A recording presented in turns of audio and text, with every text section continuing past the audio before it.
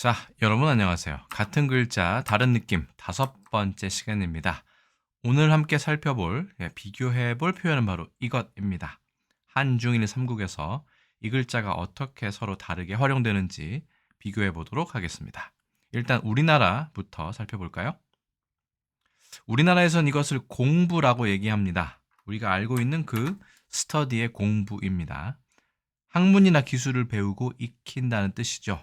국어 공부, 공부가 뒤떨어지다, 공부를 가르치다, 공부를 잘하다 등등 우리는 흔히 이 공부라는 말을 듣습니다. 공부라는 것이 공을 들여서 하는 것이냐 뭐 그런 걸 수도 있죠. 그래서 공을 들이다의 공이 어떤 공이냐 해서 봤더니 우리나라에서는 이 공자를 씁니다.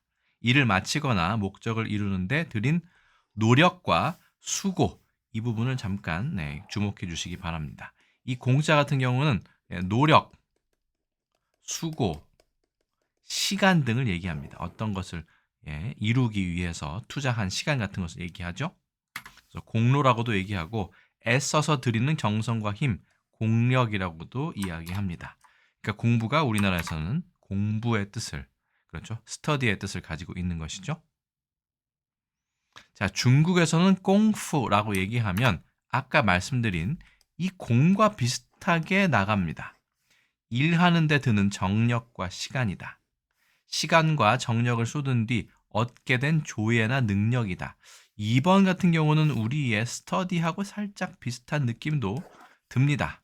그 외에 일이나 작업, 그 다음에 시간이라는 것도 있습니다.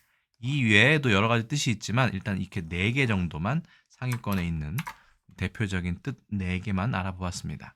우리는 당장 학문이나 기술을 배우고 익히는 그것을 이야기한다면 중국에서는 정력과 시간 그리고 그렇게 투자해서 얻게 된 능력을 주로 가리킨다. 특히 시간을 많이 이야기한다라고 보시면 되겠습니다. 우리와는 좀 살짝 다르죠? 중국에서는 우리가 그 쿵푸라고 얘기하는 이 꽁푸도 있습니다. 이것도 발음이 거의 똑같은데요. 네. 보시면 일하는 데 드는 정력과 시간이다. 그래서 공부와 같다라고 되어 있습니다. 특히 이 공공자를 쓰는 공부의 경우에는 꽁푸의 경우에는 특히 무술, 우슈를 가리킨다. 그러니까 우리가 쿵푸, 쿵후라고 얘기하는 것은 이렇게 쓰지만 결국은 이것이 노력과 시간, 이 공부의 뜻도 같이 겸하고 있다라는 것을 알 수 있습니다. 그럼 마지막으로 일본에서는 어떻게 쓸까요? 일본에서는 이 글자를 써도 되고 이 글자를 써도 되고 상관이 없이 둘 다 쿠후라고 얘기를 합니다.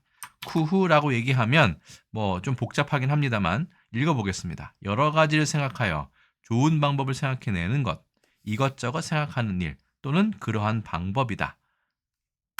수단과 방법과 순서의 뜻도 가지고 있네요. 그리고 또한 두 번째 뜻에는 한 마음으로 불도 수행 등에 정진하고 노력하는 것이라는 불교 용어도 가지고 있는 것이 일본의 공부, 발음으로는 그 후의 특징이라고 할 수 있겠습니다. 정리해 보겠습니다. 우리나라에서 공부는 여러분이 아시는 공부, 그러니까 영어로 보자면 study에 가깝고요. 자, 중국에서 나오는 꽁푸의 경우에는 시간과 기술, 정력을 뜻합니다. 어떤 일을 완성하는 데 필요한 어떤 그런 요소를 이야기한다고 보면 되겠죠. 특히나 이런 공부, 꽁푸, 발음은 똑같지만 이거는 특히 중국에서 유명한 그 무술, 쿵푸를 뜻한다라는 것도 알 수 있었습니다. 일본의 경우에는 이 글자와 이 글자를 둘 다 사용을 하고 있고요. 네, 지금 대표적으로 이렇게만 얘기했지만 이렇게 써도 상관은 없는 것으로 나와 있습니다.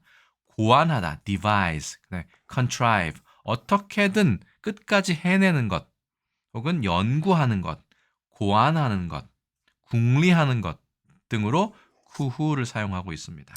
그러니까 우리나라에서는 study, 중국에서는 time이나 skill, 다음에 일본에서는 devise나 contrive 등으로 한중일 삼국이 서로 다른 의미로 이 공부라는 한자를 사용하고 있음을 알 수 있습니다.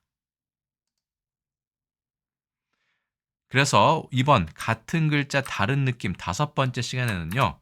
그렇죠? 장인 공자에 지아비 부자가 들어간 공부에 대해서 알아보았습니다. 한중일 삼국이 약간 미묘하게 비슷하면서도 서로 다른 의미로 이 단어를 활용하고 있다라는 사실을 우리가 확인할 수 있었습니다. 그래서 제가 준비한 거는 이번엔 여기까지고요.